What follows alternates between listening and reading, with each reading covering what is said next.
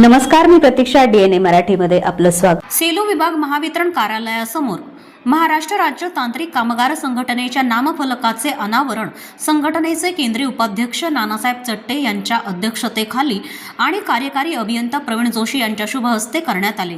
यावेळी प्रमुख पाहुणे म्हणून संघटनेचे सरचिटणीस हाजी सय्यद जहीरुद्दीन, दिनकर मोहकर, नेताजी सोळंके, विनायक डिग्रसकर, ताराचंद कोल्हे, रमेश थोरात, श्यामकुमार लामदाडे आदींची उपस्थिती होती.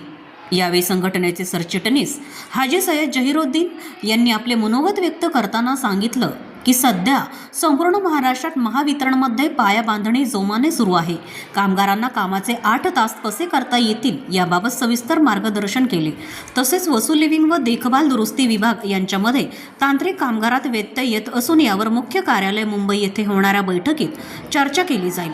तसेच 20 वर्षांपासून बोनसची प्रथा प्रशासनाच्या वतीने खंडित करण्यात आली, परंतु त्यांनी तांत्रिक परिवारास आवर्जून सांगितलं की बोनस हे मिळणारच. तर प्रवीण जोशी यांनी आपले मनोगत व्यक्त करत सांगितलं की जास्तीत जास्त तांत्रिक कर्मचारी यांचे प्रश्न निकाली काढून ते मार्गी लावण्याचा आम्ही प्रयत्न करू.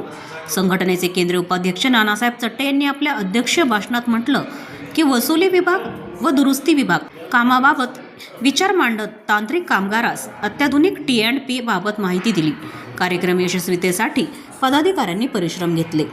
प्रतिनिधी बालाजी कांबळे, DNA मराठी, परभणी.